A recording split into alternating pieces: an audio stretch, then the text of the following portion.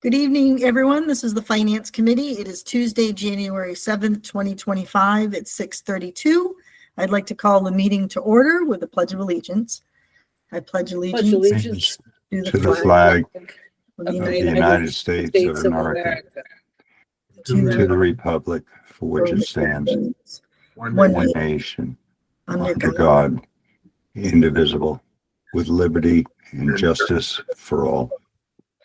Under Mass General Law, Chapter 30, Section 20F, this meeting is being recorded.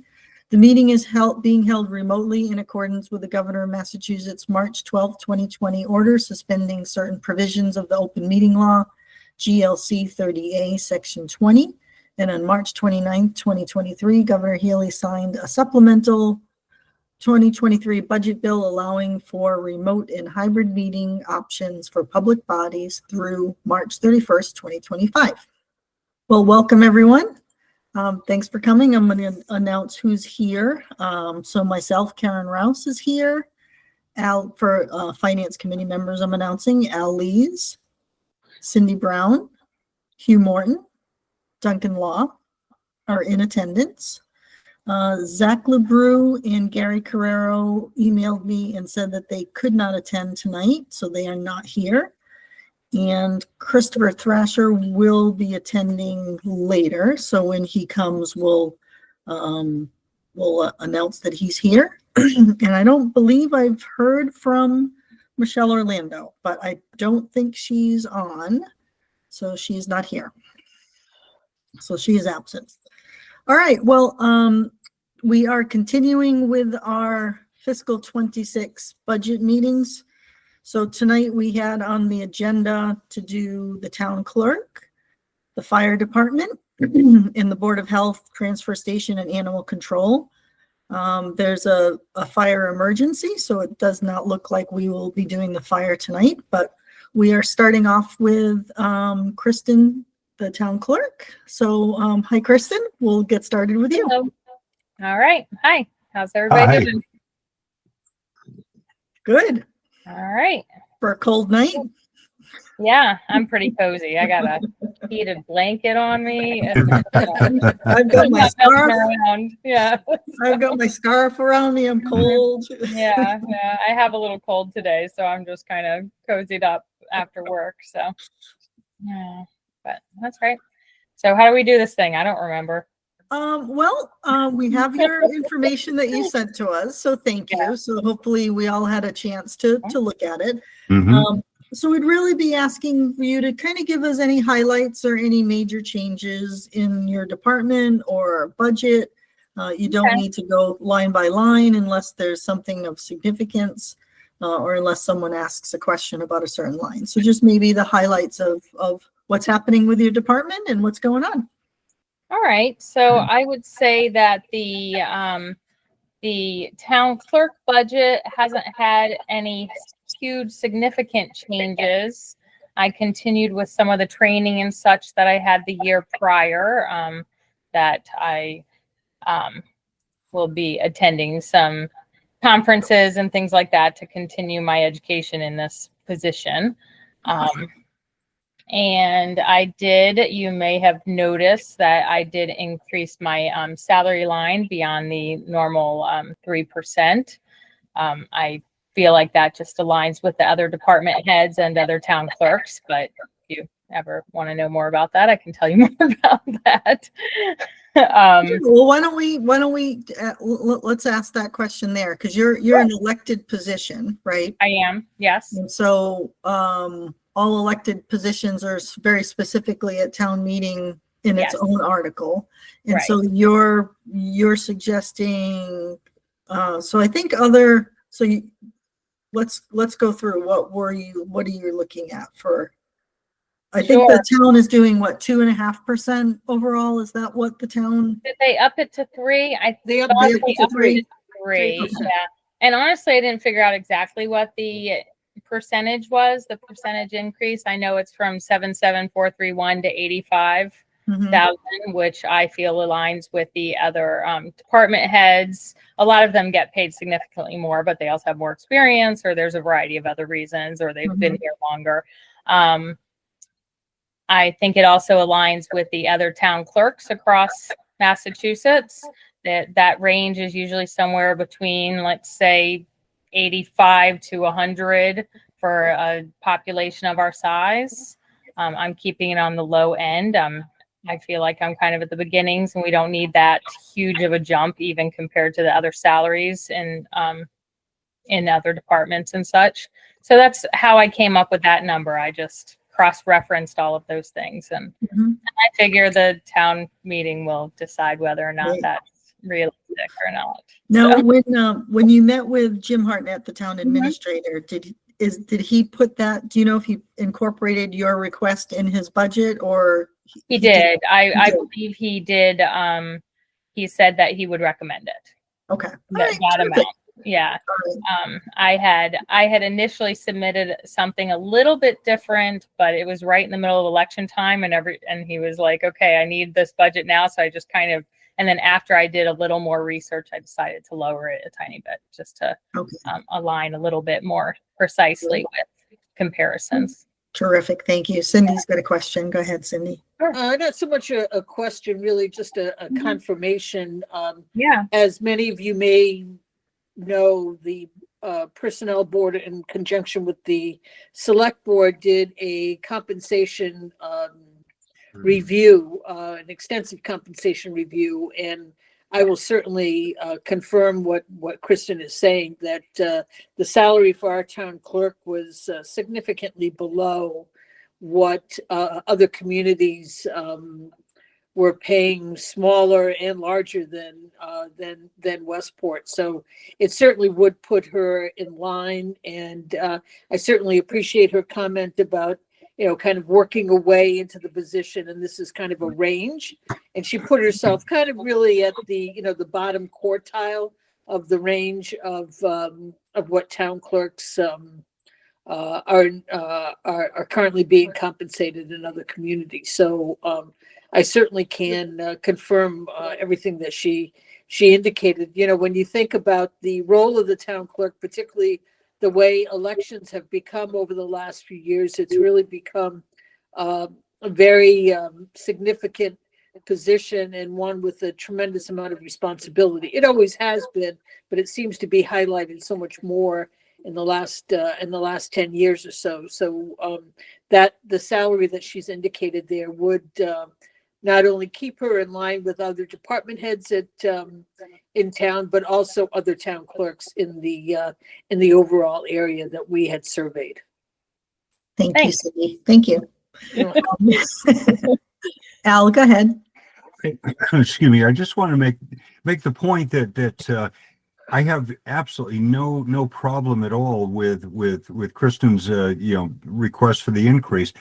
Shouldn't we be looking at the overall cost of the department and not just specific things? Because from a budgetary standpoint, what goes out the door is not her salary per se, but it's her salary plus others and other expenses. So I just think that we should look at the bigger picture instead of just an individual salary. That's my point. Definitely. Yeah. Thank you, Al. Okay. Thank you for just addressing that while we were going down. So go ahead. Right. So I'll let you So then continue. the other parts, the office supplies, all those kind of things, I've lowered a few things here and there just because I don't feel like they're as necessary. I feel like we have a lot of supplies, we have a lot of things, so obviously we continue to need those, but I've been trying to tweak both departments. I've been trying to tweak the budget significantly. I think it's kind of just stayed the same for many, many years with just small increases. And I don't think that we've necessarily looked at how things were being spent. And I know that sometimes at the end of the year, people kind of try to spend a little extra, get some extra supplies on board. But I'm just trying to look at what the realistic needs are for the office. And right now I feel like I was able to lower it a little bit in accordance with that, and then I'll continue to look at that as time goes on. The postage, I can't remember if I increased the postage. Sorry, it's been a minute. I didn't increase it, but I didn't lower it significantly to align with the years prior. So last year I had increased the postage cost because I was planning on getting a lot of things online. And I knew I would have to mail those out, but then we would have revenue coming in to replace that cost. Admittedly, I did not get as many things online as I had hoped. And the beach passes ended up being going on to the beach committee. This year I have started to get the items online, and I think I'm going to have to level out and see what that ultimately ends up costing in postage, and most likely I will have to readjust it again, probably lower, hopefully, depending on how many people are using the online system. But I want to make sure we're prepared to be able to pay for all of these things. Like for instance, I just started doing shellfishing online for the family shellfish permits, not for commercial because I need to check them a little closer.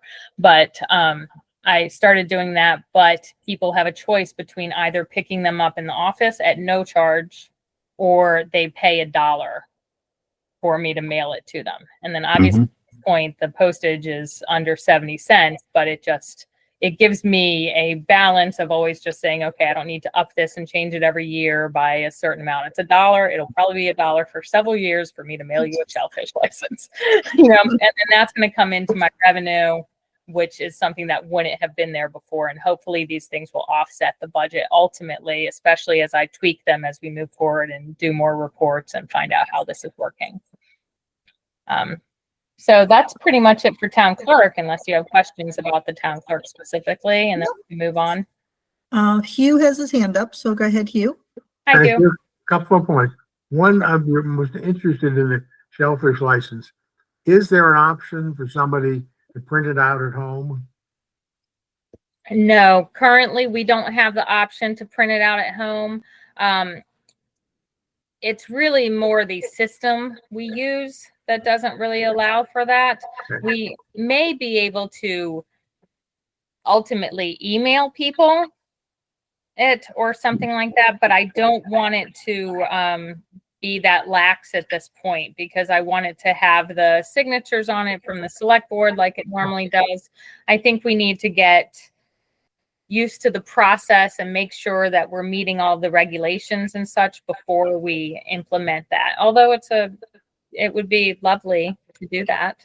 I hope that sounds very good. I asked only because Yeah. when you were talking about the cost to mail it, that Mhm. if there was an option to print it yourself, then you could say charge $5 or sort of a luxury. If you don't want to do it yourself, we'll do it. We'll charge more. But since it's not an Right. option, I think your $1 is fine. The other question I had to start with was, in terms of supplies, I applaud what you're doing.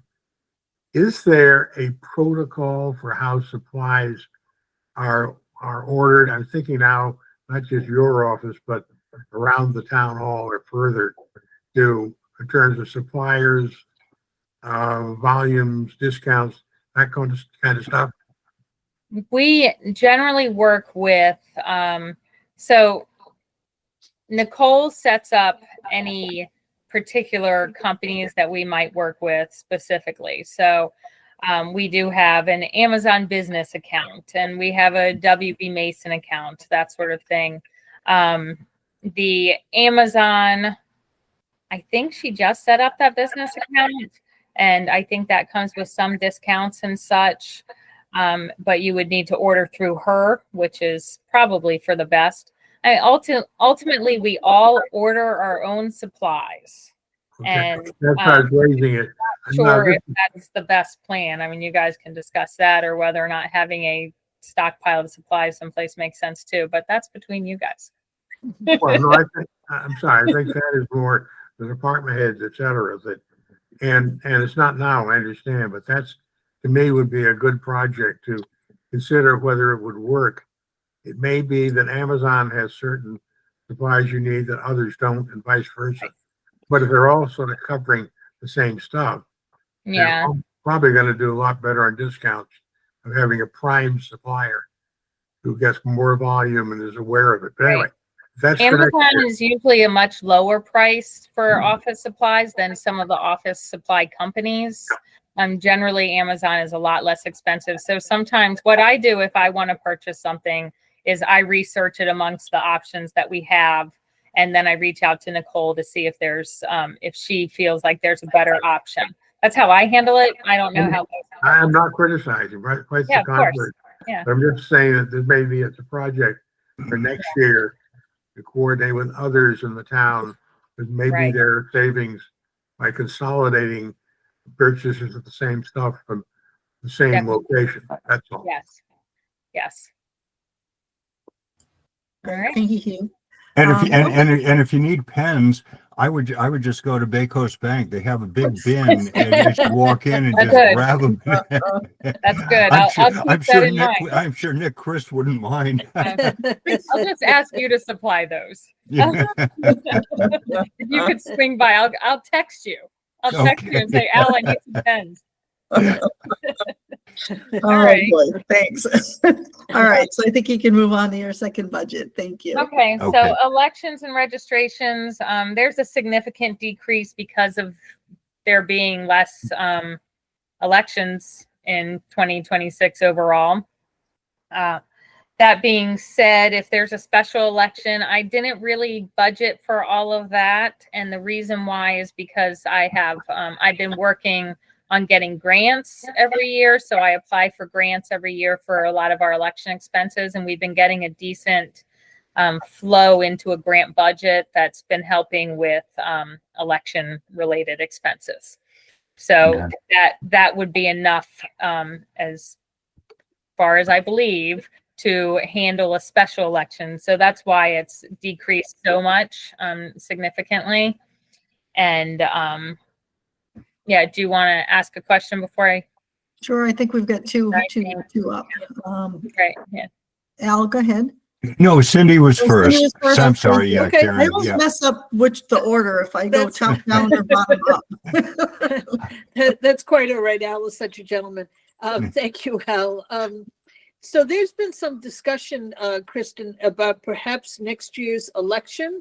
Mhm. The precincts may be combined. That is my goal. Is that going to, will that also have a much more favorable impact on your budgets going forward? I mean, Yes. even in multiple election years that, so the precincts would all be combined potentially at the high school, correct? At the new Yes. high school. Yes. And they would have a professional service day that day and move it over to the elementary school. So that would be great. I mean, I think that would help in your poll workers. Yeah, it minimizes requirements for poll workers. It minimizes the requirements for police presence, Right. which is important because that's Mhm. actually a pretty decent chunk of the expenses is the police.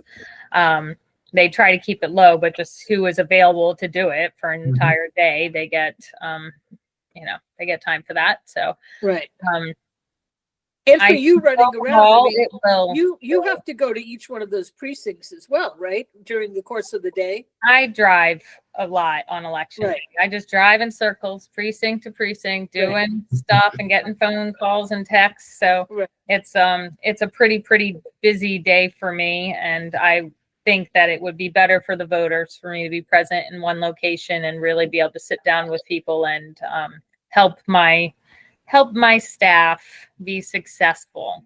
Right. So, Right. but financially, I think it will, we'll see a difference. It won't be huge because there are still requirements of the number of poll Sure. workers and that sort of thing, but it Sure. will be significant. We'll notice it. So, Good. Thank you. no problem. Thank you. Go ahead, Al. Yeah, excuse me. My only point really is comments that I've seen in the past.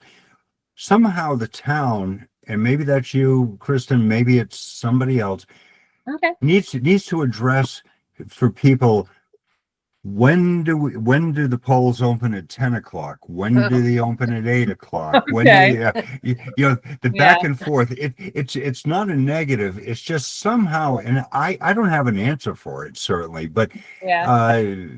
It's state and maybe elections it's- and town elections. yeah, well, maybe it's through Facebook because, Yeah. maybe people don't, look at the town website. Right. I'm just pushing it, as Yeah. an idea. Yeah. I've recently started a Facebook page, so I've been posting all of that since before the election. So now I Okay. just need to have more followers, but I do post it on the, We the People and the Westport Mass. It's just that Okay, good. it's a slow growth process. Fine. But yeah, I've been working on getting the word out No, a little that's bit more, that, and I've that talked that's to great. Ted with the Yeah. newspaper. So No, we're that's good. working on That it. was just my comment, Kristen. And it's Oh, it nothing comes up. against you. It's just some confusion Yeah. of that. So it has nothing to do with finance committee. So we should probably get off that subject. That's fine.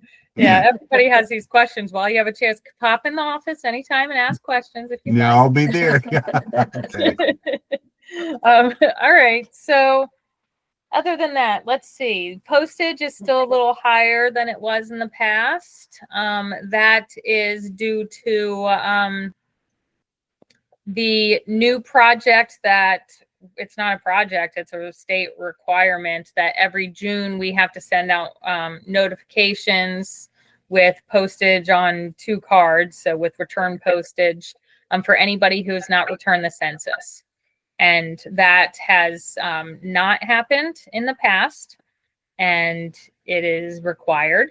So we need to do that moving forward. So I went ahead and so the postage didn't get completely removed or anything because I knew I would have to do that mailing for that as well as whatever else I end up needing to mail. We mail a lot in the registrations office. There's more than you might think with the automatic voter registrations that happen through the RMV and things like that. So there's still always postage needs. So that's probably the other than salaries, I would say that's probably the other higher expense. Yeah. Kristen, I've got a question for you. So on your election, on the budget we're talking about, the election and Yeah. the line item non-clerical PT, it looks like it went from the fiscal 25 budget of 37,000 then in the fiscal 26 request, it's down to 9,800. What's that line? That is poll workers Okay. and police and things like that. So because we had so many elections previously, it has gone down significantly. And let's Okay. there. Yeah, I don't know the last time it was that low, 2022. Yeah, that would make sense, I guess. Okay. Yeah, so we just lowered it. And also I've continued to shift some things around from they used to have everything was kind of combined into like election ballot assembly and things like that, but I'm trying much harder to appropriate funds where they or expenses where they actually should be placed. So some of those numbers are shifting just because some things are shifting to the right category, Okay. or shifting out of the wrong category or wasn't necessary in the first place. So just I still think that, I'm fairly new to this position, so I'm still kind of cleaning it up and figuring it out. And honestly, I just took over really handling the bills directly for the election, for the registrar's office, before someone else was handling it and I was overseeing it. But now I'm getting a better grasp at exactly what's happening in there. Terrific. Thank you. Yeah, no problem.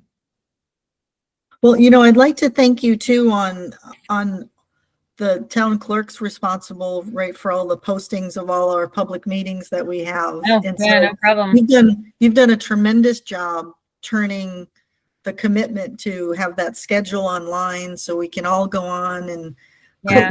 look at that, and you can click right on and see what the agenda is for the meeting. It's really fantastic. And so I can't tell you, a few years ago, I would have to run to town hall to go look at the posting at the elevator. And I was thinking, this is crazy. So it's really appreciative the effort that you've put into to doing that. So that's really appreciated. feel free to thank Carla if you ever see her, because she Okay. really handles most of that. She's, All right. we both set it up together and figured out what would work best for her. And then she's the one who really handles it unless she's out of the office for some reason. So That's fantastic. if you ever Well, see her, shoot her a message. 'Cause all right. Thank you. Well, at least I give love it her when my people thank show her you. appreciation. Great. So, Pass along my thank yous when Yeah, I I see will. her. I'll thank Definitely. her too. yeah, definitely. Anyone have anything else for Kristen? Or do you have anything else for us? I don't think so. I'm looking at it. No, feel free to send a email if you missed something or you have a question about anything. We still, I'm All sure right. there'll be some adjustments as time moves forward, but all right. All right. Well, thank you for coming. We appreciate everything you do. So thank you. Thank Yep, you. thank Have you. a lovely Thank you. meeting. Thank you. Thank you. All right. Thanks for putting me first. Yes, absolutely. Thank you. Thanks. Bye. All right. So as we had mentioned, our fire chief is not here tonight due to an emergency. So thank you, Matt and Tanya, for jumping on a little early. So much for trying to have a schedule to not have you have to come too early, and then one cancellation throws us off. So thanks for jumping on a bit early. So No problem. great. Thank you. It makes it a little easier, right? Being remote. So not so hard to jump on. So thank you. So you're here tonight to talk about the Board of Health, Animal Control, and Transfer Station budgets. So I'll let you take that away. Okay, so I sent the memo over to the Finance Committee, or to you, Karen. And so we'll start with the Board of Health. On the personnel side of the budget, all the Board of Health staff increased by 3%. And some of the other things like career education, incentive, longevity, sick buyback, all those increased appropriately due to the contractual obligations. And the expenses on the Board of Health side of things are all level funded from the previous year. I don't know if you want to go into detail on any of that or not. No, we did get your presentation yesterday, so that was forwarded. So we definitely don't need to go line by line into the budget unless there's something of significant increase, or unless some finance committee member has a question on anything in particular. Any questions on the Board of Health budget? Nope. Nope. Okay. Pretty straightforward, Karen. I don't have a question, but I want to give a tip of the hat to the animal control officer. Our very quite affectionate cat bit me last week. And the fella came and was on the ball, and looked like the cat is embarrassed and under quarantine for the next 10 days. Oh, geez. Otherwise, he did a very good job. Nice guy. Yeah, he does a great job, Nick. He really does. Tanya, go ahead. Sorry, my camera's not working tonight.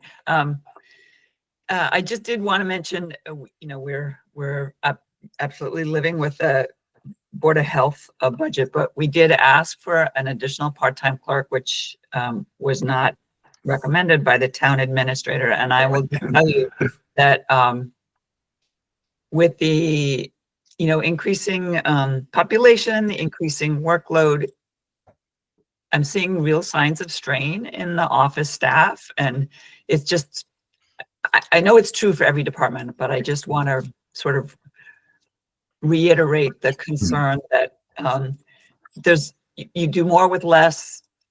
There's a point where it doesn't work anymore. And we're not at a crisis point, but it's getting harder. And we see that in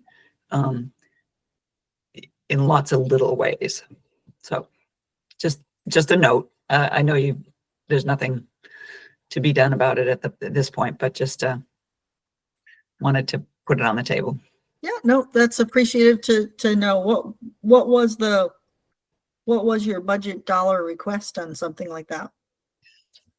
It was right around 25,000. 25,000 for a part-time? Okay. Yeah. It would have been non-benefited, right around 19 3/4 hours per week. Okay. And Thank you. Go ahead, Al. I'm sorry. And what would that position be? What would they do? So the position would be the same as the clerks in the office do now. Help with the counter, answer phones. We have some programs that we run that require permits. We'll say like the dumpster program. There's quite a few, and it's a large task to try to keep up with all the haulers to maintain those records and to make sure that everybody's permitted and all the money's coming in as it should. So stuff like that we would take off of the burden off of the main two clerks and have some of these other projects done by the part-time clerk just to help with the workload.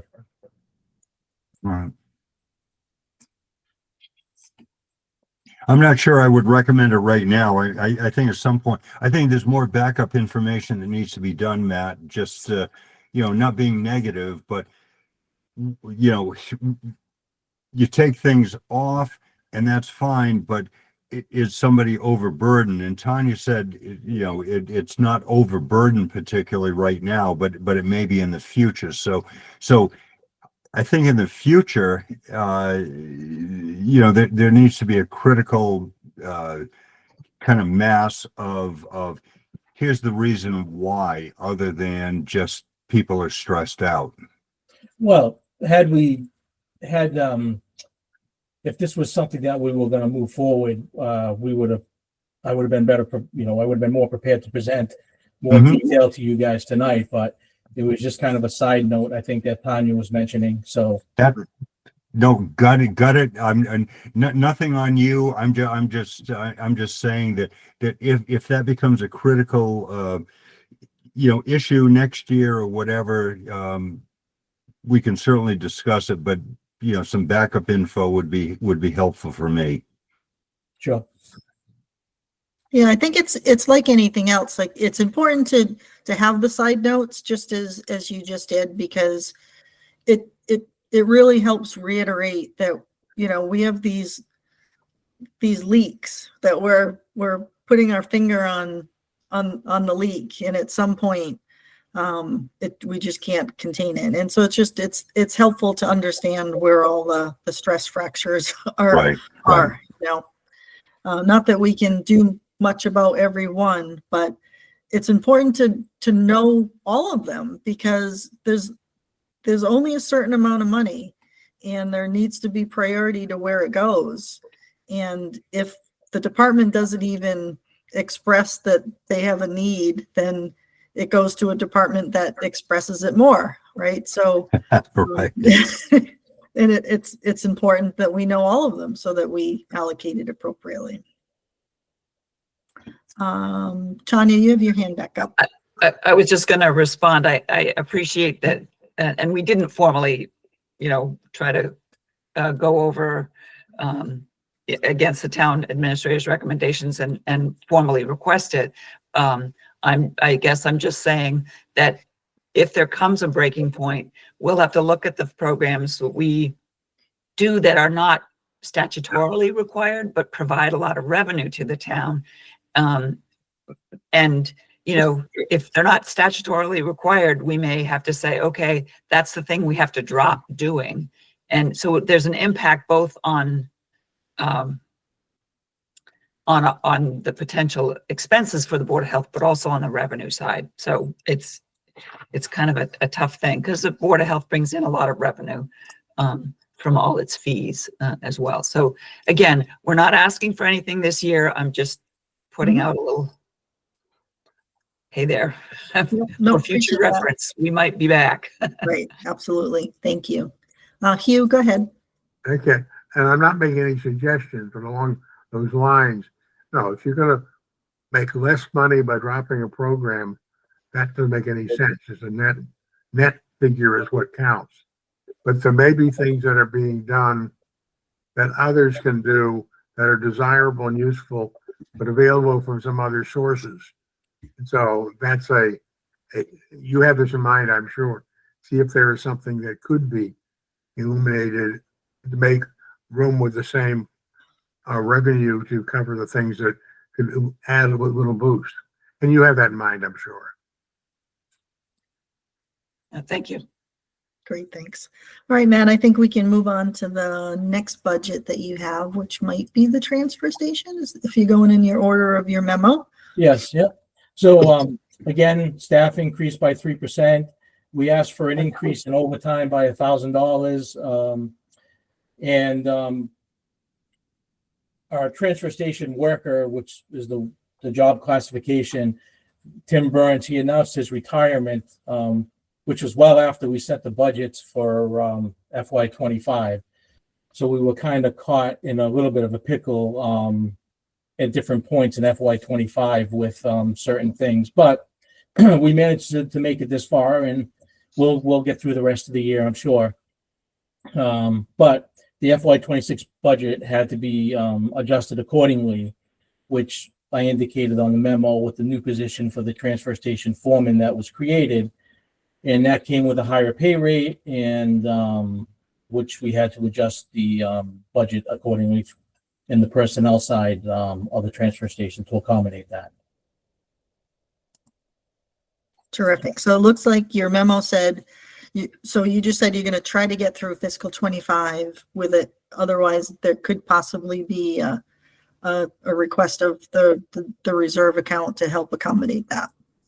Yeah, I mean, right now we're Right. right to the bone right now. Yep. I mean, we can't. It's have early.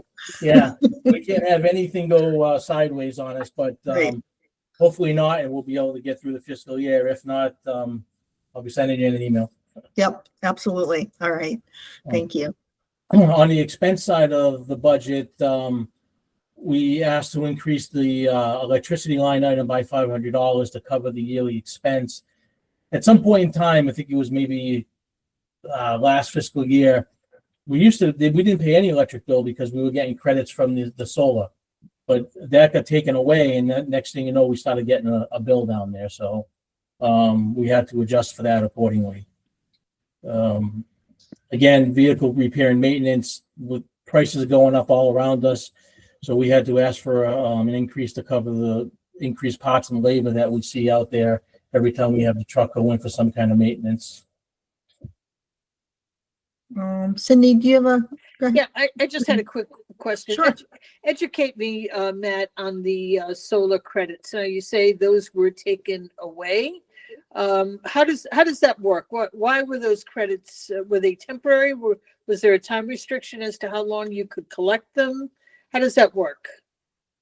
You know, that's a question for Jim. I don't know. I just know that, you know, for the first 4 or 5 years over there, we didn't have an electric bill, and it had something to do with the solar credits that the town was getting. And I don't know why we don't receive them anymore, or at least at the transfer station. And I don't have the answer for that. I just know that we get a bill now. Okay. All right.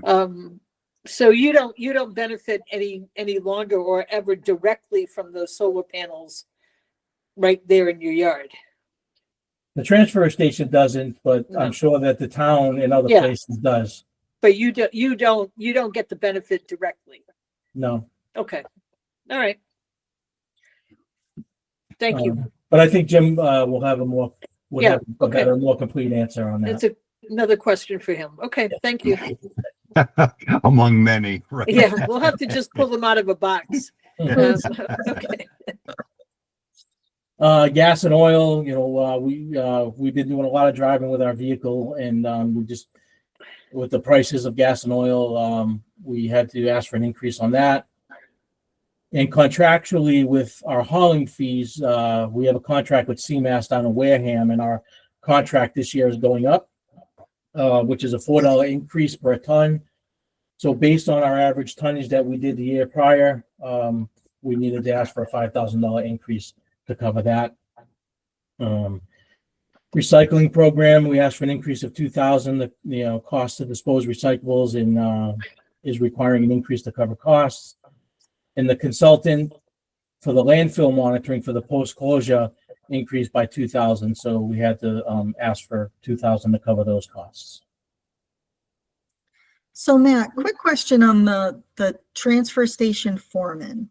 So I think you just hired them yesterday, or got permission to hire them, right? Is it in your fiscal 26 budget numbers now the foreman position, so it's already in there. Yes. Okay, perfect. Okay, great, thank you. Um, Any other questions on the transfer station? Nope. Oh, Cindy, you're muted. I do have Yep, one more, there you go. sorry. How close are you to break even at the transfer station? With your increased fees for the permit, for the car, for the sale of the cards and the fee for the tag, how close are you to break even? so it depends on, it depends.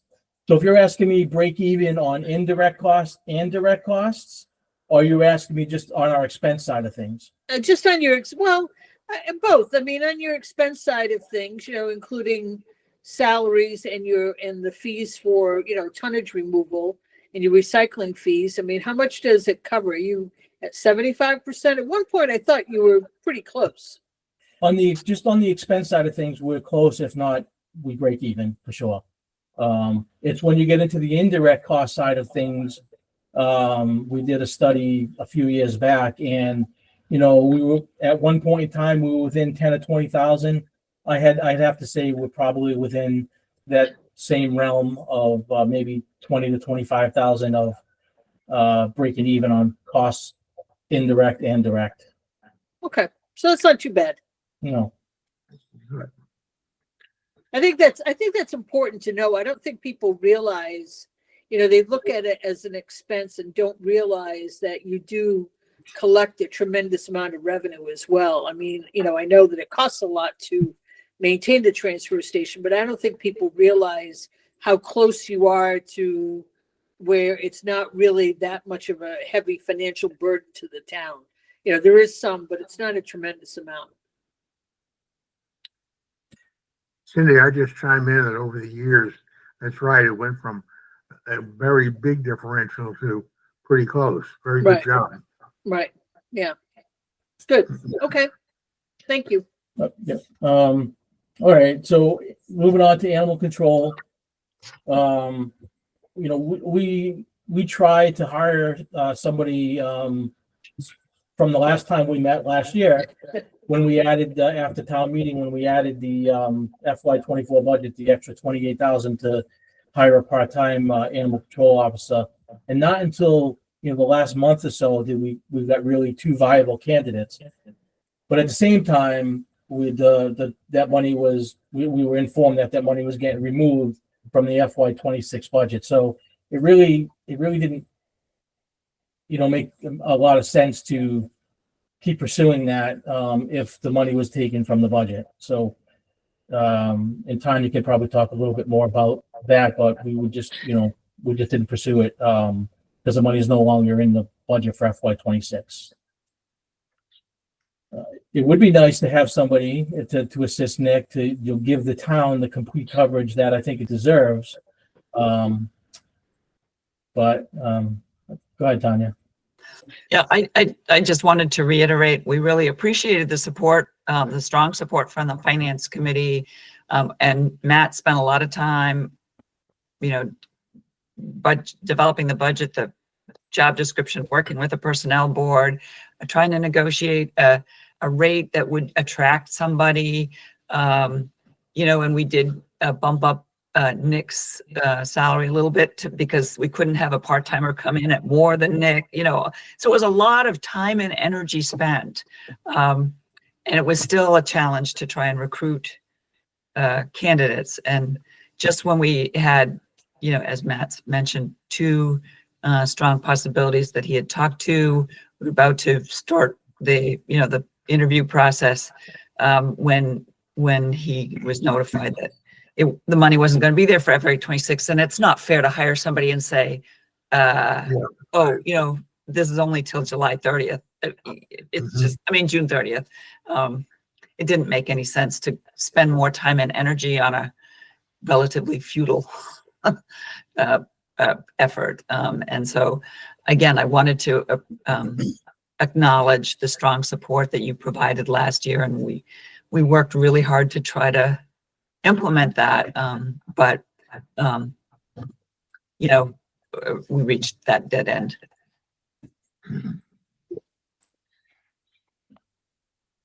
Go ahead, Al. Just an FYI on, and I really think that the animal control officer does a great job. So this has nothing to do with the Board of Health particularly, or the animal control officer. But interestingly enough, when we account for people and cost, deer, for example, which, by the way, Westport, according to the Boston Globe, is #1 in deer kills in Massachusetts, is not part of the animal control officer. It's the highway department. So I'm just putting that out as the there's a lot of cross cost, if you will, that we don't necessarily account for in all the things that the town does for the for animal control, if you will. So I just wanted to toss that out. Thanks, Al. So, I still support the ACO position. I don't know that I might advocate for it again. I advocated it for last year, and I think I'm going to advocate again. It's removed from the town administrator budget in the initial draft because he's trying to get the budget to balance, and the revenues are really not known yet for what the state is going to do. So it's been removed, but I don't necessarily agree with that. We all have our opinions, and we can we can choose to suggest appropriation if it's appropriate. But I don't count it out as far as I'm concerned. Go ahead, Hugh. I'm just suggesting make it a footnote, looking for possibly a little money left over someplace out of the cushion or someplace like that. Look at the real figures, and we'll know what we might squeeze in or not squeeze in. But Right. keep it in mind. Yeah, I mean, it's the same story that we all, said last year. You've got one person trying to cover 7 Right. days a week, 24 hours a day. It's impossible, of course. And, you need some sort of backup, and there isn't any. And it's really, really short money to take care of that. So it's the same argument last year. I'll repeat it. Go ahead, Tanya. Again, I appreciate that support. We're squeezed between two countervailing forces, and ping-ponging back and forth is just it's a lot of time and energy, and you don't know. Yeah. It's just too risky to try and hire somebody and not know if you'll have the funds. I mean, that's just not fair to put somebody in that position. So it is. I'm not at all suggesting that you would hire somebody now until there's certainty that it's in the fiscal 26 budget. So I wouldn't support hiring somebody now and potentially it wouldn't be funded. I think it's like it's any position that if you didn't do the hiring before the next budget cycle comes, that position always becomes the biggest risk of being cut, because it's always easier to cut a position that wasn't hired versus cutting a person that is currently existing, and you don't cut that one. So based on the timing, I think that's part of it. So I would agree that I would not pursue currently to hire a position until it can get firmed up or back in the fiscal 26 budget. Okay, well, we'll revisit if something changes in the process. And just one more note. Al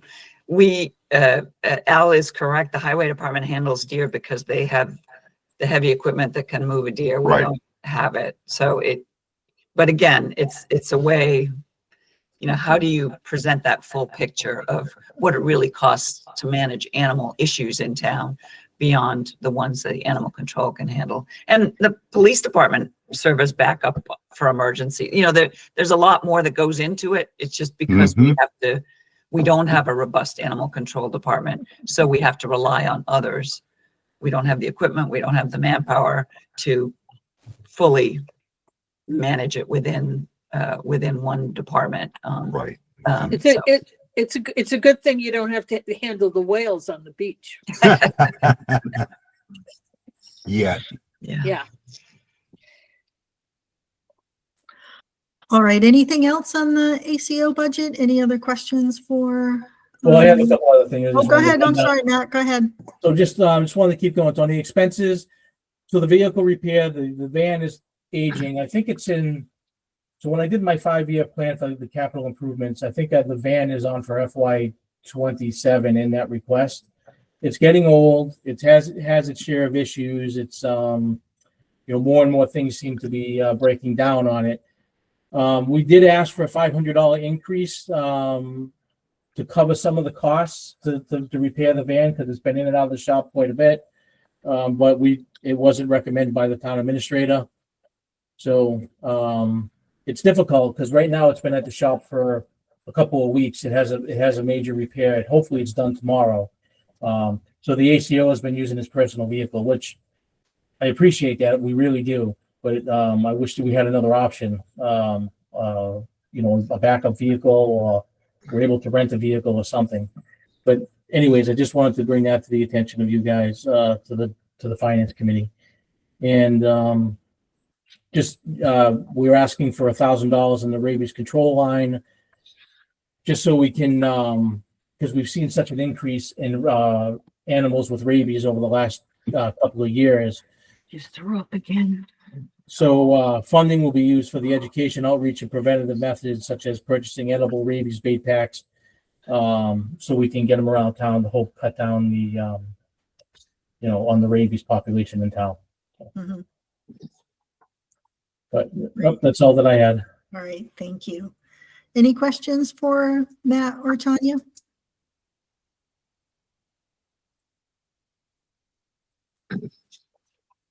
I think I don't think we have any.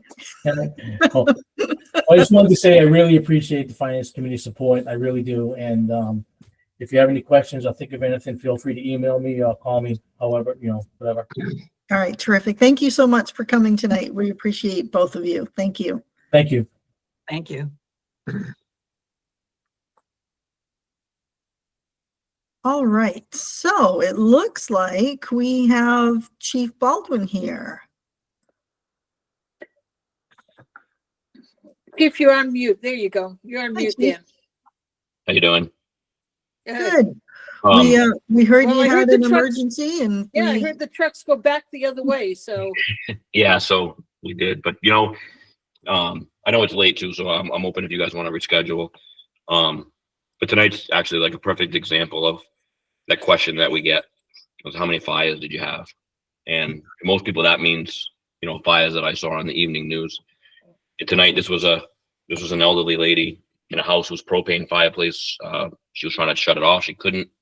She panicked. She threw a bunch of rags, wet rags on it to try and put it out. And subsequently they caught fire. It was still, burning when we got there, but it was small, contained to the area, not a big deal. House full of smoke. One guy in the fire truck heading down to Westport Harbor, right adjacent to the Yokoksik Club. So you're talking about an extensive ride. Again, not to us, not a big deal, but could it have become one? Yes, it could have. And that's just one of many examples where we have these small instances, be it electrical fire, oven fire, that doesn't make the news. We don't put on Facebook. You don't hear about it, but it happens. Because I just, that one question that we get, how many fires did you have? And everybody, they just picture, fire blowing through the roof of somebody's house.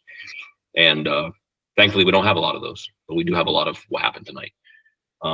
But I know that our presentation, although I will say this year, I did not plan on being too lengthy. But I know sometimes we usually do take a little longer than other departments. So I am at your disposal as far as attending a future meeting if you'd like.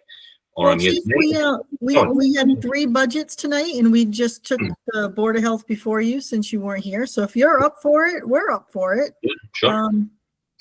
Yep. But if you're exhausted or I'll get need to go, we understand that too. So. I'm good to go. Well, just let me know how you'd like to proceed. Do you want to talk us through? Do you have any presentation for us this time, or I do you don't have want to a talk us shareable through? presentation. Let me just hold the fire radio. Hold on.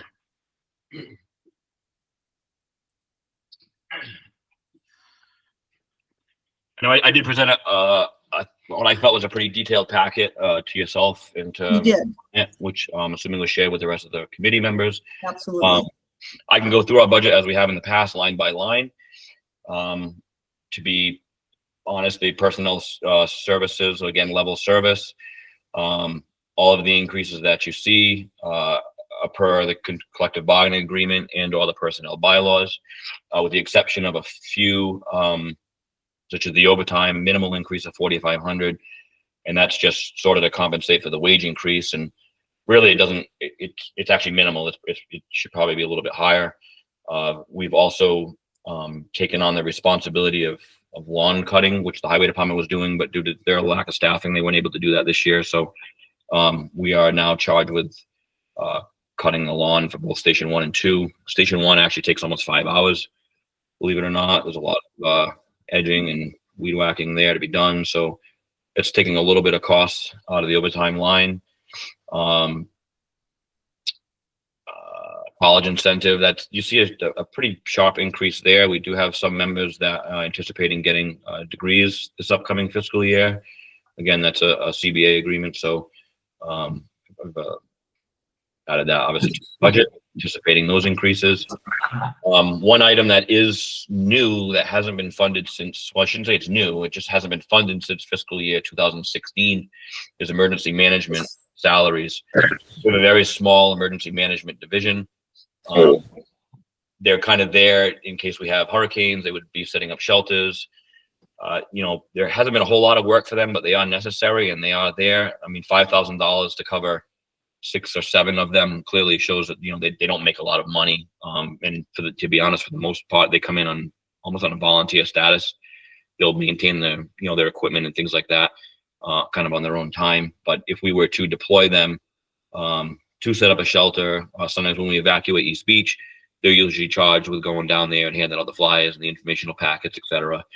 They do provide rehab at emergency incidents, such as tonight. If that had become a working fire due to the frigid temperatures, they respond there and provide warming shelters for the firefighters. Sometimes if we're there for a long time, water, things like that. And even in the summertime, they'll provide cooling for us because it's just as risky in the summer when we're dealing with high heat at a building fire. So minimal increase again hasn't been funded since fiscal year 2016. And what I have been doing, or not, I shouldn't say me necessarily, but Chief Legenda, we've been paying them out of the call firefighters line, which has really been, it's only like $20,000. So it's eating away at that. When I first got on, we had about 30 call firefighters. We're down to 6 or 7. We have a few, 4 or 5 of the Westport Fire Explorers that are currently enrolled and actually attended last night for the first time, the Call Firefighter Academy. So we'll be bringing those on board pending their successful completion, which I anticipate, from the Massachusetts Call Firefighter Academy, which is being held up in Bridgewater. They're young, they're energetic, they want to do this job full time. I anticipate them to be active. But one of the things that I've noticed, and I experienced it myself, you're 18, you get into it, then you get a job, you're working 40 hours, and your availability becomes difficult. So again, I don't think we'll see, they're not going to be buying a house on the salary of a call firefighter, that's for sure. But we'll see a little bit of an increase in that there. So I just feel it's time to say, let's separate the emergency management division, which is essentially what it is, a division of the fire department, and let's pull them salaries out of the appropriate line, which again hasn't been funded since fiscal year 2016. On the expense side, 1 second, Chief. Hugh has his hand up, so he might have a question on something. oh, okay, I see that. Yeah. Yeah, I was just gonna say, Thank you. I know your neighbor, Chris Dunn, and so forth, you talked about how to deal with lawn mowing. And I think, I understand the expense and so forth, but I think that one is ongoing in the sense that maybe you could figure something out by the time we get to maybe year-end transfers, who knows what. I know it's a problem. I know it needs to be done. There's no easy answer.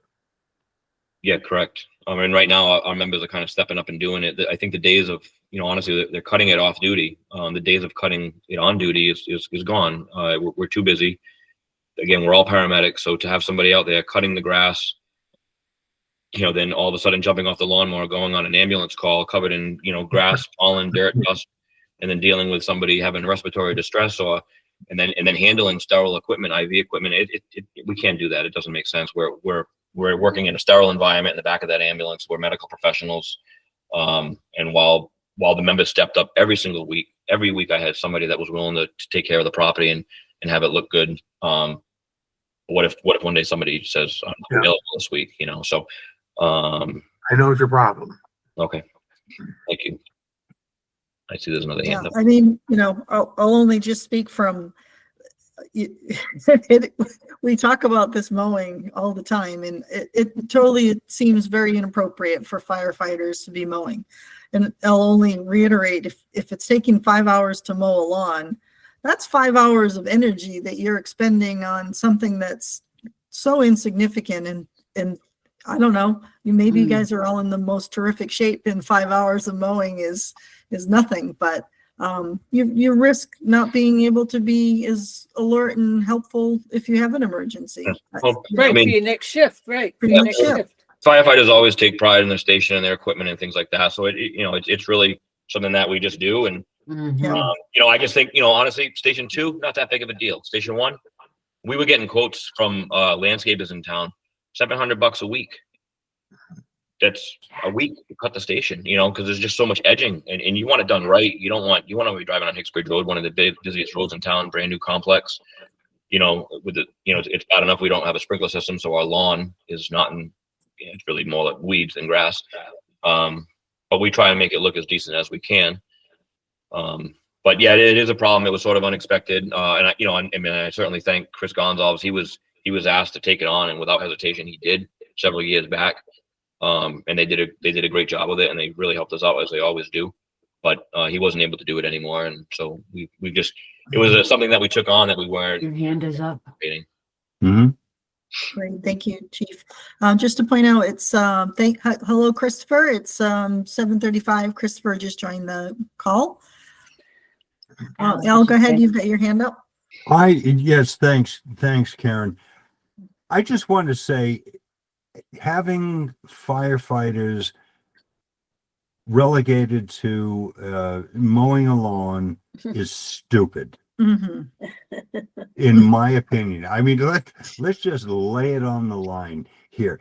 Cannot this town, who has anywhere between $1.5 million to $3.5 million this year in free cash, quote unquote, which we all know how much I love the term free cash, cannot have somebody or some group step up to the plate? I mean, it's crazy. These guys. These guys, and of course, I have to step back and say that I not only really love the fire department and the police department, but I have a particular soft spot for Danny. And we go back Many years. my God. So when God was young, I just wanted to lay that, but forgetting all of that, it just is crazy with a $50+ million budget that we cannot find somebody and some money in the budget to mow the goddamn lawn. Right. All right. So I'll leave it at that. It just drives me crazy. Thank you, Al. Yep. So let's move off go ahead, Cindy. I wanted All to right, move so, off our I'm lawn gonna make here, but my go ahead. final Go ahead, please call do. on this, because this has been a thorn in my side for many years about this whole thing about who cuts the grass where. Lawn maintenance belongs with lawn maintenance companies, and I agree with Al 100% that if we have property in town that's very large, whether it be the police and fire station, which are adjacent to each other, and we know the grass grows every year, no matter what. I know the snow issue is a different thing with plowing your driveway, which I'm sure we'll get to. But as far as lawn maintenance is concerned, Other budgets in town, town hall lawn is very small and they have the maintenance guy do it. The school department does not have teachers go there after school and mow the lawn at the school. The fire department should not be responsible for having firefighters off duty go and mow the lawn, or police officers off duty going mowing the lawn. Okay, we don't ask other employees of their buildings to go out and do those things. So, I mean, of course, we're very, conscious about the budget, but it is crazy. It's crazy that you guys have to think about it. It's crazy that it's a source of pride for the town, and we should be happy to employ a local firm and support our local businesses by giving them that lawn business. I mean, I get it. I mean, you're trying to manage your budget and we're trying to manage the budget. But that's crazy. It is. It's beyond the call of duty that professional firefighters and police officers should do. So I can't, I'll leave it at that. It's a sore subject for me because I think we should just hire a firm and do it the right way. Thanks, Cindy. Well, enough said on that, right, Yeah, Chief? Yeah, I know. You didn't think that this was going to be like the biggest No, that's issue with your budget, right? Is that, cutting the grass. Well, I mean, we're not talking about other departments tonight, and we haven't met with the highway department. But, Well, I think we got the police department in reserve, so we have more Right. time, best time than we think we have. Like I said, I just want to reiterate that Chris Gonzalez, he took that on without hesitation. He stepped up, he got it done.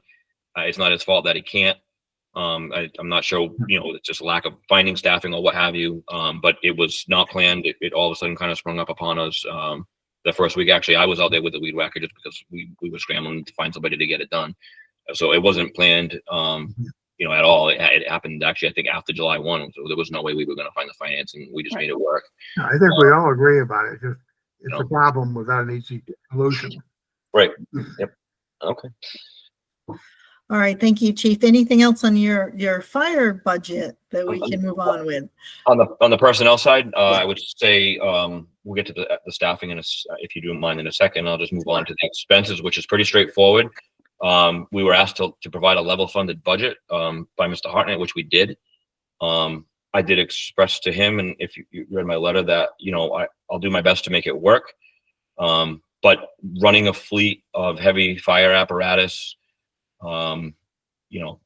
expensive equipment, critical equipment, I can never predict whether something's going to break, not break, etc. We're going to try our best. We've done as much as we can to consolidate bills. We're paying bills. We had some quarterly bills, like our elevator, for example, has to get quarterly serviced quarterly for state regulations. We're paying that up front. Minimal discount, I think 5%, but just paying it in full. Save some money here and there. We consolidated trash pickup.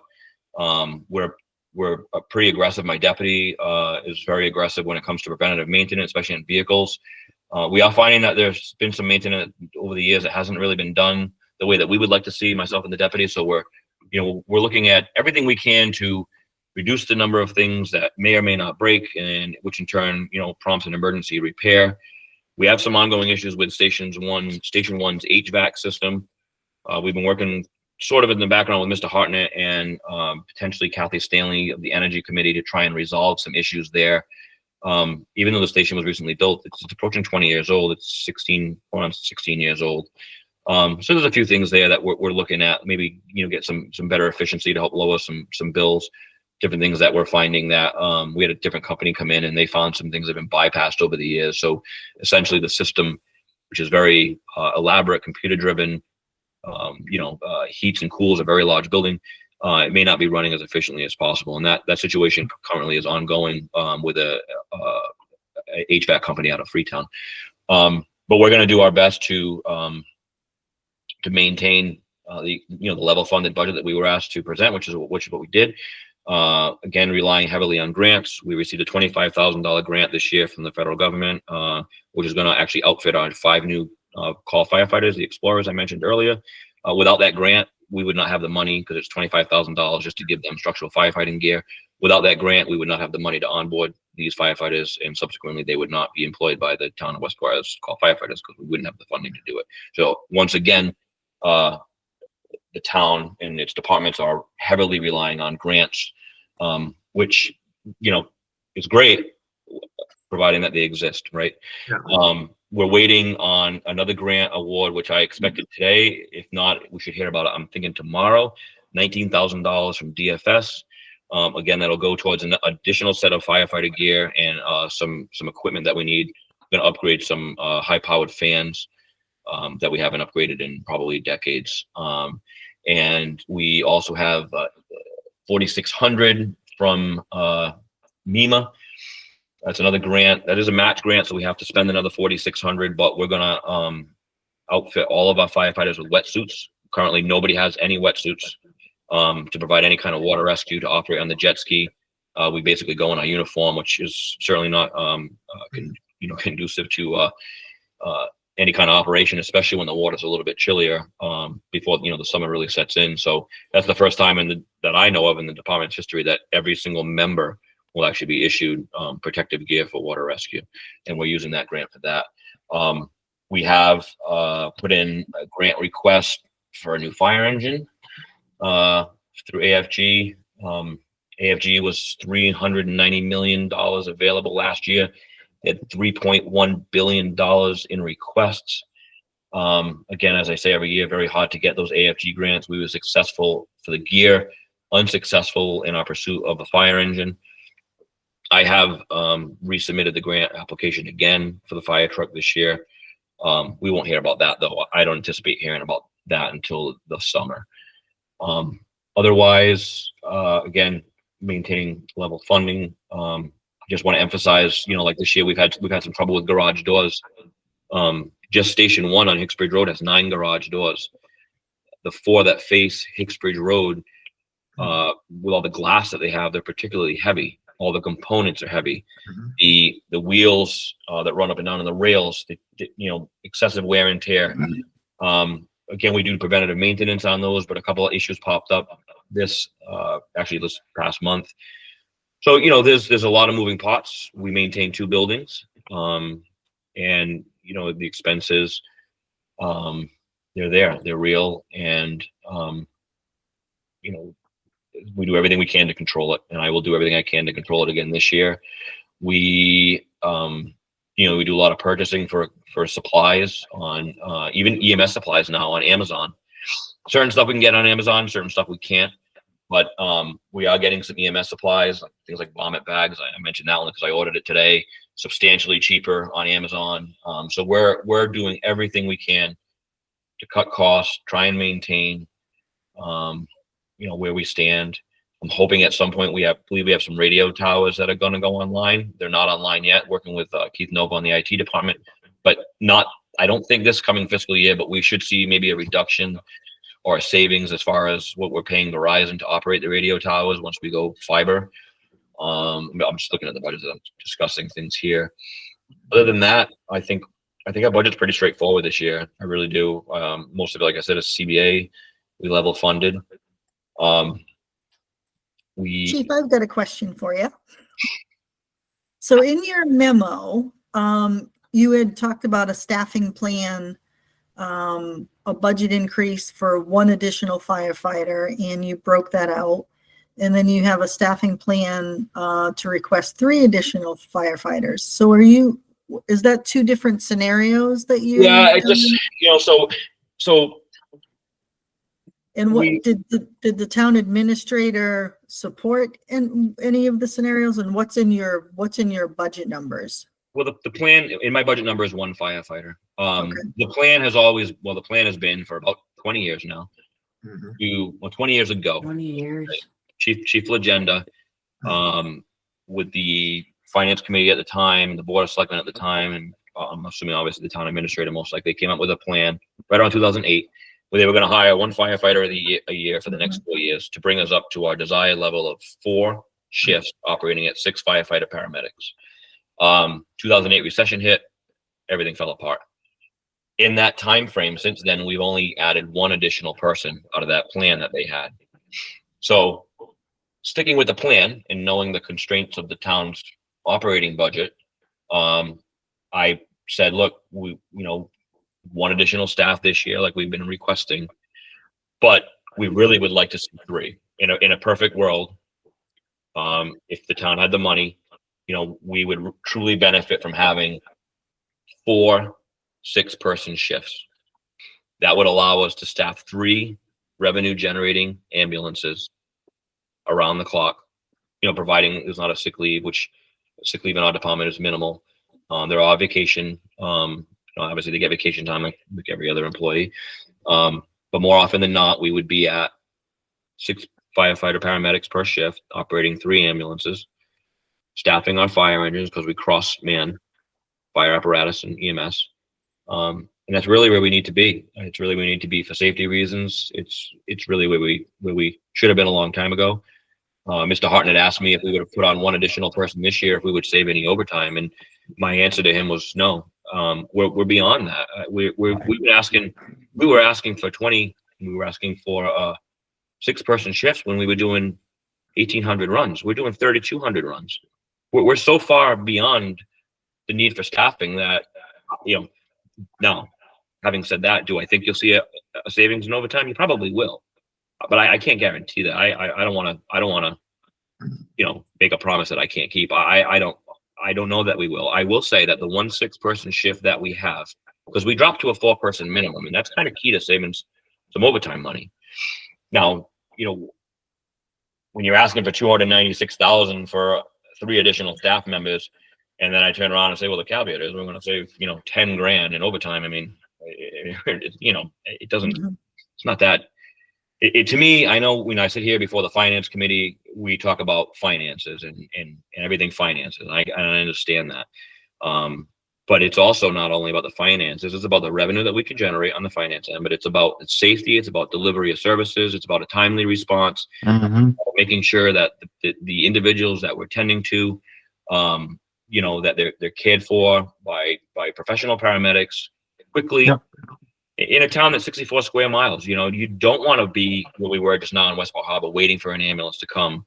It's already taking us 15 minutes to get there because the town geographically is just so large. So, that's, in a perfect world, and another fire chief could sit here and tell you he wants 8 people per shift, 12. The union guys might say they want, same thing, 8 and 12, but I'm picking up where Chief Legenda left off, which is a realistic approach to what we think the town should have been able to manage well before today, is 4 6-person shifts. We're not asking for the world here. We're asking for what's realistic. I mean, the amount of simultaneous calls that we do is unbelievable. I mean, we've already up to about just today alone, since 0800, I think they're at 12 or 13 runs just for today. We're already over 70 since the beginning of the year. And something that's very hard for me to explain, and I'll try and do it just very briefly. The numbers, our individual incidents this year was 3,262, more than we've ever done in our department's history. But many of those incidents took multiple resources, multiple people. So I'll just give you a really easy example. You have a 3-car crash on 195 with 3 occupants in each vehicle. That's 9 patients. That's 9 ambulances. That's fire apparatus. There's a lot going on. We could do 1 call all day, and you could say, how many calls did you do yesterday? I could say we did 1, and you'd probably say, geez, I didn't do anything but sit around. But that 1 call could have been horrific. It could have been 9 patients. It could have been, 3 transports for Westport, because that's all we have is 3 ambulances. So those numbers, 3262, it means more to me than it probably does into my members than it does to anybody in the public, because they don't really understand what's behind that 3262. Our log actually shows 3,700 incidents because we maintain it a little bit differently. If we send, so for example, you go to a motor vehicle crash on Route 195, every patient gets an I number. The engine gets an I number, mainly for reporting purposes. When the engine comes back, it has to document their reports for the state. The ambulance has to document their reports, and they have to be assigned a reference number. The actual incidents, that one crash on Route 195 that took multiple resources, I count that as 1. 3262 is that number, 1 incident. But in reality, it's taking, we're doing so much with so little. And I know you've heard that for so long. but we are. I mean, just now, I mean, we got one guy in a fire truck heading to Westport Harbor, supposedly somebody trapped. We've got people scrambling from home. I'm about to sit down in the meeting. I'm the fire chief. That's my job. My kids are home. We get a puppy. I'm running out the door. My wife's not home tonight. I mean, it's just, this is how you operate as a firefighter in this town. And in a lot of other towns, Dartmouth, all the same. I get it. Maybe not the big cities, but that's the life that we live, and we chose it. And I have no issue with it. But there's a lot that goes into what we do. Our members are constantly coming in off duty every single day. Christmas Eve, every day. It's and some of them love it. It's what keeps them interested in the job, right? And of course, they're getting overtime, so there's benefits there. But we rely on the off-duty response so heavily, and it's in the summertime. It's difficult because I've said before. You're asking somebody when we're at a minimum staffing level of 4, both the ambulances are out. Now there's nobody in the station. Drop what you're doing, because it's unscheduled. Our work's not scheduled. Our shifts are scheduled, but we don't know when somebody's going to call an ambulance. So, it's either myself or the deputy. We're monitoring things from home, or we're in the station. We're on the radio. Myself and the deputy, we're stepping up. We're making sure we're there. But it's high time for staffing, and I would be so grateful, and the members would be so grateful if we could just get one additional staff member this year. Maybe get back on that track. Where So if we, Chief, did the town administrator add your one staff request into his budget? Do you Yes. know? yes, he did. Okay. Yes, and I And don't know so- that it's removed, but Okay. last I So- talked, yes. Okay. And now, does that one additional staff, since it's a paramedic, bring in revenue? So there's a couple of things going on, and I will say this: the potential for that one additional staff member to bring in additional revenue absolutely exists, because on that shift, that would bring us up to 2 shifts now, where we would be staffing 3 ambulances, revenue generating ambulances. Right. So, and maybe this is a question that we can follow up with later with information, but my question would be, so if 3 more staff to meet your request for the number of shifts that you did, and you certainly quantified the expense that would be $212,000, but how much additional revenue would that bring in? So, Revenue? you know, How do you get revenue? Well, so I'll talk to him. I know. we brought in, let's see here, we had 50, it looks like we received mutual aid 56 times last year. So I can't say that every single mutual aid, incoming mutual aid call was because we didn't have enough ambulances in town. It could have been when we had that motor vehicle crash that had 4 or 5 patients and we were already maxed out. But there's 56 opportunities there where we could have brought in revenue that we didn't. There was 40 times that another community requested us mutual aid, and we couldn't because we didn't have the staffing or we didn't have the ambulance available. So there's almost 100 times there. And now you're going to ask me probably about the billing portion of it, and that fluctuates anywhere from probably $800 to $2,000, depending on the call, depending on the insurance type. Automobile crashes usually get 100% reimbursed for the billing expenses, but a lot of times what we bill for, we certainly don't receive in return from the insurance companies. But we are missing out on some revenue. Whether or not it would offset a member, I can't say for sure. I think it would come pretty darn close. One of the other things that kind of almost leads into the question that you just posed was, and kind of off of what I just said, was what we bill for insurance, we don't receive in return from the insurance companies. So a while back, and I don't have it in front of me, but there was some kind of legislation that was passed by the federal government, and Massachusetts jumped on board with it. It's called the Massachusetts Public Ambulance Certified Public Expenditure Audit. And what that does is it basically, the government recognized that Medicaid does not reimburse ambulance companies, both public and private, enough to cover their costs to actually provide the service that we provide. So what departments can do, which there are quite a few in Massachusetts, we can do a self-audit of our operating expenses. It's quite a bit of work. Some chiefs have not done it. not in Westport. Well, we have never done it in Westport until now, but in other communities, just because of the workload. I spoke with Haley, my administrative assistant. I think she's highly skilled, spreadsheets and computer driven, et cetera, myself as well. So we think between the two of us, we're going to be able to do this audit, and it pulls information, vehicle maintenance, fuel consumption, energy audit,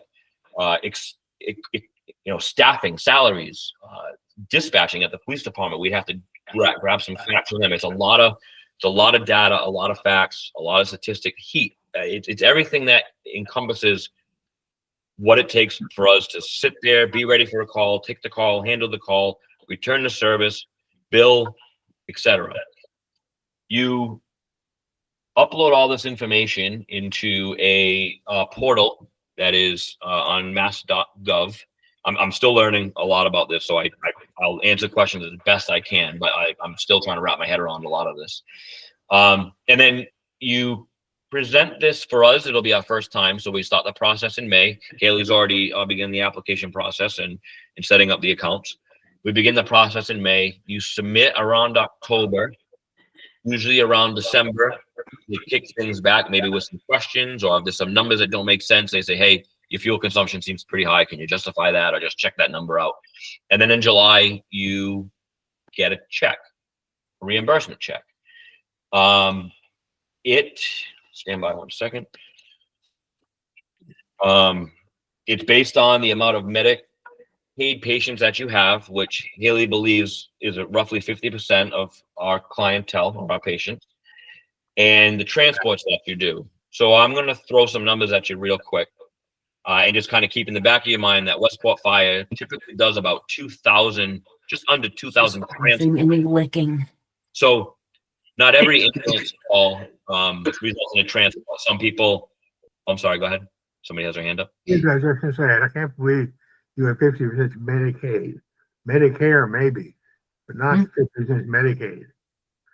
That's what Wrong she, there. yeah, I'll double check the number, but Yeah. I will, I'll double check that number with her, but that was her estimation. I'm so proud of Danny. But Freetown, Nobody said that. Don't. Chief, and I'm not asking you to give us a full analysis right now. I Right. guess my high level question is really, we look at the funding and say, oh, 3 new staff at 200,000. No way the budget can support that. But there's a second part of that story of course, that will help with safety for our residents, but how much might those positions pay for itself by revenue? So maybe the net is 200,000 in expenses, but I'm just making up a number, 100,000 in revenue. So we're really talking a net $112,000 of an expense to hire 3 people. So I just made that number up just as an example. So that's what I'm just trying to understand. Okay.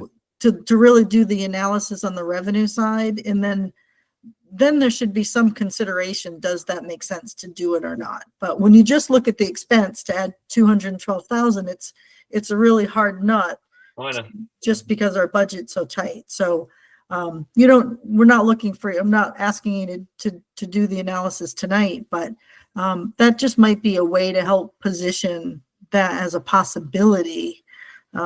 Where just looking at the expense, it's hard to factor into this budget. yeah, well, where I was kind of going with the Yeah. CPE audit was I was just hoping that dollar amount there, And when do you think you'd have that analysis? so it wouldn't be until this coming fall Okay. when we would submit, and then, like I said, around January we'd get some information back. But Freetown Fire, they're doing 1,200 transports. We do 2,000. They get $74,000. Lakeville, we definitely do more than Lakeville. They get 52,000. Acushnet does 1,000 transports. They get 38,000. We do double that. Well, North Attleboro, they're much busier. They do 3,800 calls. They get 190,000. So, I don't know where that number is going to be. But judging by these other departments that are very much like us, and I'll definitely double check with Haley on Mr. Morton's point, but I would certainly put us in comparison with Acushnet, Freetown, and Lakeville, and our call volume is much higher than them, and they're getting I mean, the Freetown Fire Department is, if we got 74,000, we would offset cost of the member right there. You know, I think we can get that and more, but I can't make a guarantee. I don't know enough about it. I'm still learning, but I guess my point to Mr. Hartnett was we've been asked for creative ways to fund our budget. I think we found one, and I think it would be wrong for that CPE money to come in and go to the general fund. I think if Haley and myself are gonna do the work and take those hours out of our department and generate that money, I think it needs to come back to benefit the department, meaning adding another staff member. You know, this is something I could have just swept under the rug and never brought it up, and just pretend that I didn't know about it, you know, given the workload that everybody tells me about. But I think it's important, and we're certainly willing to do it, to try and do anything that we can to help you guys help us. Yeah, I don't mean to be a nitpicker. I'm only meant Medicaid is the welfare side of things. Right. Yep. And on a medical side, it pays about 72%. Medicare is still government, pays about 76%. Now, it simply falls in the category of government. And in that case, Medicare, Medicaid may be interchangeable. That's fine. I don't care about the number. But if it's Medicaid, which is totally different in terms of its structure, then it might be something that isn't quite accurate. That's all. Okay. Perfect. Thank you. Does, Chief, did you have anything else, or does anyone else have questions for Chief? Al, I know you had your hand up at one point and then turned it down, put it down, but. No, thanks. Everything's been answered. I Okay. just, yeah, I'm All right. good.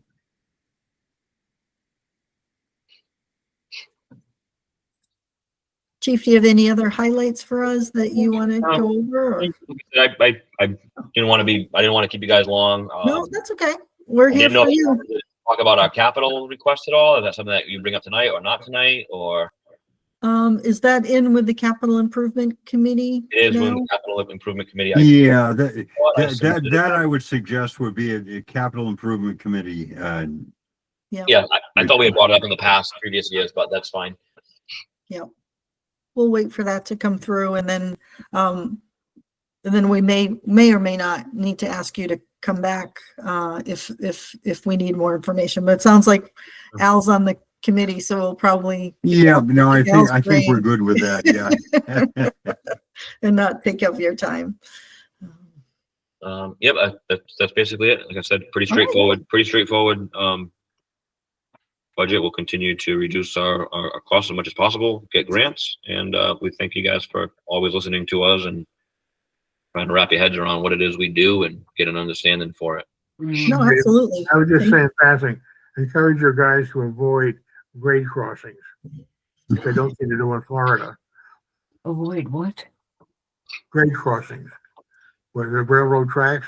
Yep. Oh yeah, with the ladder truck. Yeah, I did see that. Yeah. We will avoid those. All right. Well, thank you. No, it seems no other questions, and we thank you for the work you did tonight and Hello. outside you. of this meeting and this meeting too. So we appreciate everything you do. All right, thank you very much. All right. Appreciate you as well. Thanks, Chief. Thank All you. right. Have a good night. Good night. Thank you.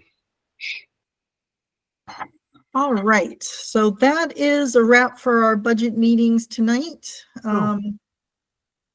The second item we had on the agenda was, I just left it on the agenda just in case we wanted to talk further. So I did reach out to the select board in terms of having, and to the chair of the school committee, Evan Gendro, to try to arrange our joint meeting between the select board, finance committee, and school committee. So I'm going to send out some dates, which would be in the late January, early February timeframe, so we can get that going. So at that point, we should have, I think the state should have some preliminary numbers. I think Jim Hartnett said January 21st or 22nd or 23rd, somewhere around there. So we would have our first look at, semi-solid revenue.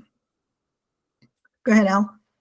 That I think you took the steam out of my my question. I actually want to know, and it's not a discussion for tonight, but for the future, how we went from plus or minus $1 million a year for a number of years of so-called free cash. I won't go into my rant. And then all of a sudden, kaboom, we go to $3.5 million. Al, I can give you a partial answer, doesn't answer it. Part of that is phony, or it is not free in the sense it's committed to Chapter 90. Our Chapter 90 went from nothing to we ever saw $500,000. So that shows up as free cash, but it isn't free. It's Chapter 90 highway money. Okay. Well, I would love to have rather than, the specific budget questions with the different departments, I'd like to understand that a little bit more, a lot more, as a matter of fact, because it not only affects our current decision process, but also future decision process, and how can, and good for you, Hugh, for saying that. But it just, all of a sudden, it just exploded and appeared out of nowhere. And the answer is, I don't know. And when I saw that, the best answer I could find from anybody was, we don't know either. We were on the Well, bad list of getting money, and then we got well. I think the town account, both the town accountant and the town administrator are the best people to answer those questions. Yeah. So Well, then when we we get should. them before us, I'm sure that will be a question. Good for you. Good for ask. you. That's exactly what we need to Yeah. know. It just seems It remarkable happens. to me. It just Right. happens.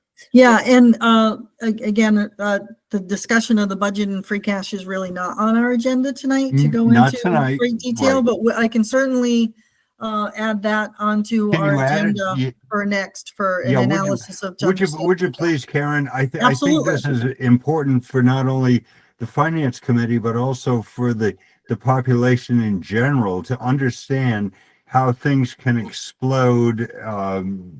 I understand the $1 million plus or minus when it comes to budgets over and under and sideways and whatever, but all of a sudden we have what we have. So I'll leave it at that, but I think it's important. Christopher had a comment. Go ahead, Christopher. Yes, thank you. Al, I just wanted to thank you for bringing that up. I think that from what I've learned, there's maybe some questions as to the formulas used for revenue when it comes to, especially when it comes to excise taxes and whatnot. I think that there's a lot that needs to be discussed and questioned just on the process or the expected formulas moving forward on that. That is done by the town administrator and town accountant. So thank you for bringing that up, and I would also like to see if that could possibly get on an agenda. That would be great. Thanks. And Madam Chair, I just had one quick question. So the Board of Health budget meeting was taken out of order. Was the agenda order switched tonight? Is that It was because the chief had an emergency. understood? So he wasn't here, and so we had the Board of Health, and then the chief ended up coming after all, and so we took it out of order. Understood. Tried to make it as quickly as possible. Yep. Yeah, all right. Christopher, you can watch the replay. I was actually trying to see if it was live right now so I could go back. Right? I'll certainly catch the replay. Thank you. Right. We're not since we're still remote, this doesn't show up live, so it actually takes a couple of days for them to process it and get it posted. So I think they haven't figured out how to make this live or quick access, but it comes up quick. So, okay, so that was so we will get that joint meeting together. And certainly, Al, in that joint meeting, the free cash plan and allocation is certainly on that. But I think we can get a memo from the town administrator to describe the methodology to free cash, and I don't want, I could describe some of that, but it's really not on our agenda, No. so I don't want to really. No, not go for into tonight, that, so, Karen. Just, yeah, just, Another time. Yeah. I failed to put on our agenda just sort of general fiscal 26 budget topics. So we can talk about that next week. okay. The next item on our agenda was to any committee and liaison updates. Any meetings of interest to discuss? Yeah, Karen, I just would like to say I met with Evan Sendro a month ago and just reviewed his budget and got his perspective on things like free cash, which impact his budget with the way the Jim Hartnett looks at that. So anyways, I've had that meeting and Evan and I are in regular touch. I would also point out that I'm away the last week of January. So when I'm hoping we could schedule a school committee in early February. The school is already scheduled, and they are scheduled for February 11th. I think he's That's what I talking about thought. the joint meeting.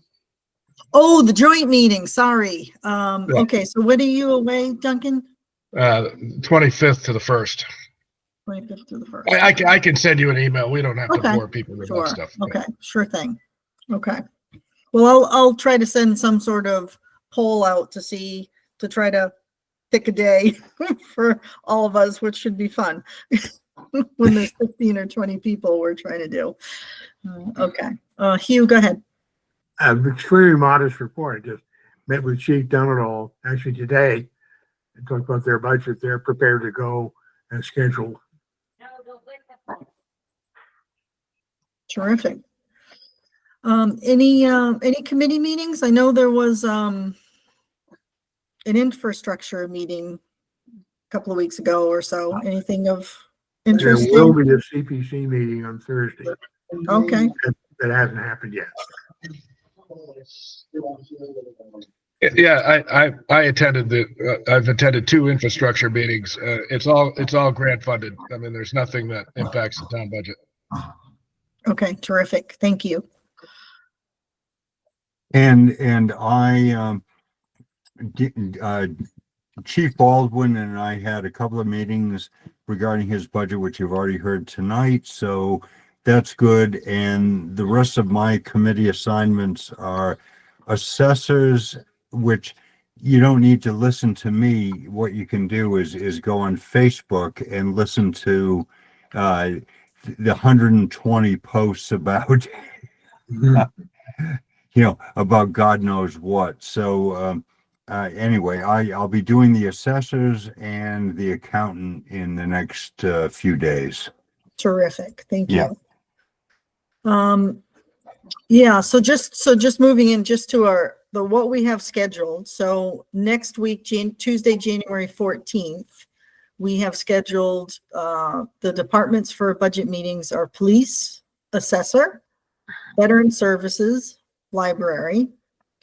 And Jim Hartnett just confirmed to me that he will attend next week's meeting and he can review the town hall and annex budget, the select board budget, and the cemetery. So that will be January 14th.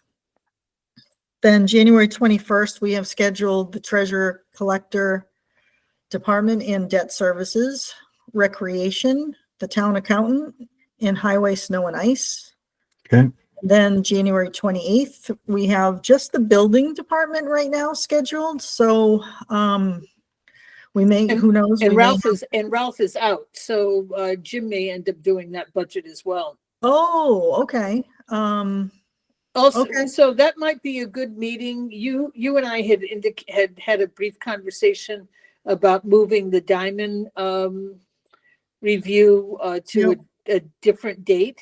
Yep. So maybe that would be a good date. I haven't rescheduled that with Diamond yet. So you said that was Jan 28? Yep. Jan 28, you have some opening? Yeah, as of right now, January 28th is the only department Okay, budget is building. right.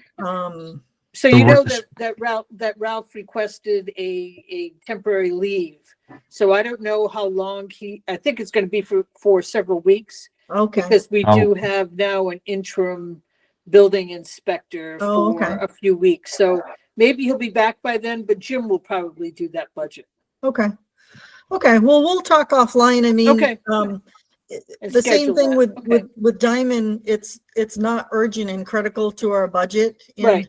I'd almost rather have a week off Yeah, sure. than squeeze something in that doesn't come into play with our budget that needs to be voted on at that time. I'm sure that they do not have their number ready yet anyway. Right, right. So Might be a we bit can early. schedule them a little bit Right. later. Right, even in March, when things Yeah. have lightened up a little bit, Yep. so. Okay. And then, lastly, on February 11th is the Westport Community School, Right. that budget. So Okay. that's our schedule. All right, and not that it matters from the committee standpoint, Cindy and I are going to be gone from the 22nd of February till the 27th, so, Oh, I'm going to be I'm- gone that week too. okay. The other Cindy, your other. The other Cindy. Start rumors around town. Yeah, I know. Yeah, I know. And it's on Zoom and it's recorded, I Hugh, know, so. it makes it very convenient. It makes it very convenient that we can work around this out.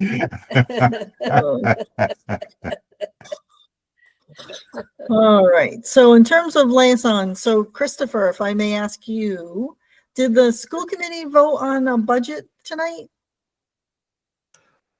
We did vote on a budget. I believe the chair wants to communicate that to you, and the town administrator here. But we did take a vote tonight, yes. So, Okay, I guess I could go watch the meeting. Was your meeting broadcast? Do you know? it was, yes, it Okay. was. All right. So are you prefer not to discuss what you discussed in a public meeting tonight? I think he said the chair wanted to. I do asked it. you, as a matter of fact, I just had, the chair just flagged out. So no, he does want to communicate it to you, but Okay, but I'd be happy to tell you, so the budget number that the school committee recommended was 24 million. Of course I don't have it right in front of me now. 24 million, $40,788. and in and- terms of a gap between what the town administrator has in its present budget, do you know what that number is? Like, what's our number that we're off by? I believe it's around 650. Without going into with it not being on the agenda, Right.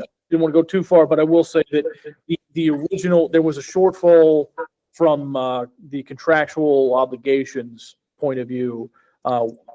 There was a shortfall to begin with of about $45,000, I think. That was just with the contractual obligations for some Okay. additional obligations, but yeah, Okay. we're looking All at. right, well, we'll wait for a little memo with the numbers from the chair, so that's fine. So, this all qualifies under liaison and committee reports, but that's fine. We can wait. So that's no problem. So, that'll be helpful. So what I'm going to do, so the town administrator put together a first round of budget numbers, and I actually didn't get a copy of it. So it was presented to the select board, I think a couple of weeks ago. And, I didn't get it, so I haven't passed that along. So, I'll get that and put that in the kind of the FinCom format that I do. And then, I think Jim has not really updated the numbers because there's been nothing to update virtually. So I'll get that to you next week, and I'll put that on the agenda. So, and if Jim is coming to next week's meeting, maybe he can give us a quick overview of some of the budget things that he put in and out of the budget. But he did put a memo together for the select board, so he summarized a lot of his numbers. So I'll collect that and pass that along to you guys for next week. Yeah, yippee. All right, so the next item was to approve our December 10th, 2024 minutes. So moved. So moved. Does anyone want to second those? I will second it. Second. Thank you. All right, any discussion on those at all? No, then I'll do a roll call for approval. So Al, Al, I. Hugh, Hugh Morton, aye. Cindy, Cindy Brown, aye. Duncan, Duncan Law, aye. Christopher.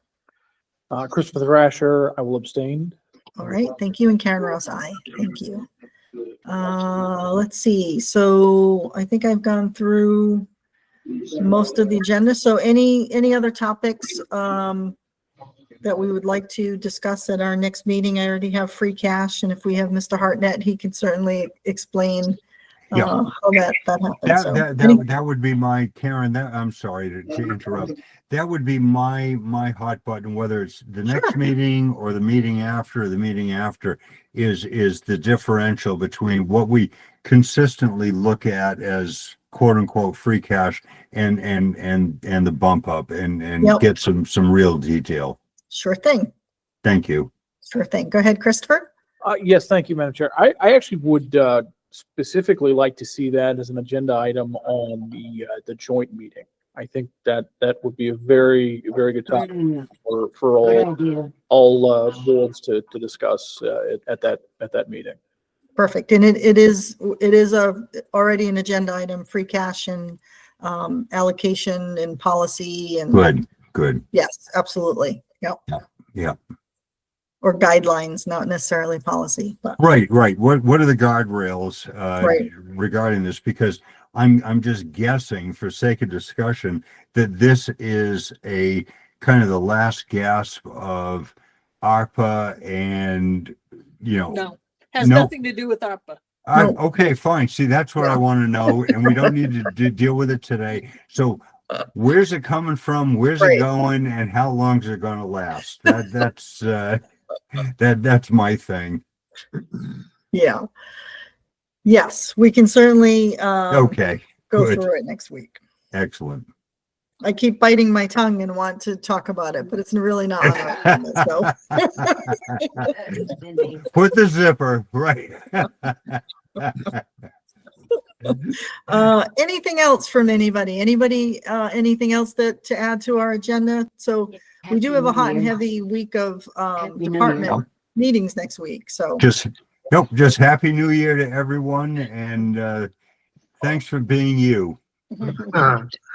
And a motion to adjourn. Second. Second. Second. oh, all right. No discussion on that. We'll go right for roll call. Al, Good night, everyone. Yeah, Al, goodbye. Now, You- we got to vote. yeah, we've got to vote to hit that red button. Al, Oh, yes, you said yes, right? I Hugh? said yes. Thank Hugh you. Morton, aye. Thank you, Cindy. Cindy Brown, aye. Duncan, Duncan Law, aye. Christopher. Christopher Thrasher, aye. Great. Karen Ross, aye. Thank you very much. Good night, everyone.